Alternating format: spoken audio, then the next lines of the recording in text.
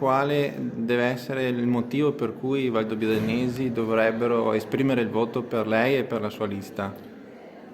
Noi, come dicevo, abbiamo a cuore il migliorare la qualità della vivere a Valdobbiadene e poter diciamo, offrire a questo territorio, oltre a tutto quello che già è stato avviato o è stato fatto, un miglioramento in aspetti qualitativi. Abbiamo a cuore in particolar modo il fatto che possa essere i servizi che siano comunque sull'aspetto sociosanitario siano affidati a servizi pubblici, l'aspetto dell'istruzione della scuola e l'aspetto della crescita economica e del lavoro.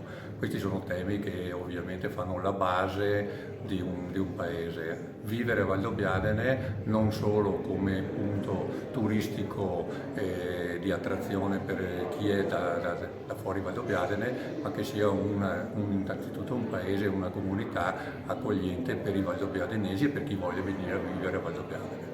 3 obiettivi del vostro programma elettorale, quali possono essere i più importanti? I nostri tre obiettivi, noi abbiamo tanti obiettivi, sappiamo di avere di fronte sicuramente da dover scegliere, stiamo facendo gli incontri anche con le altre frazioni e con i cittadini valdobbiadeni appunto per mettere a fuoco questi temi.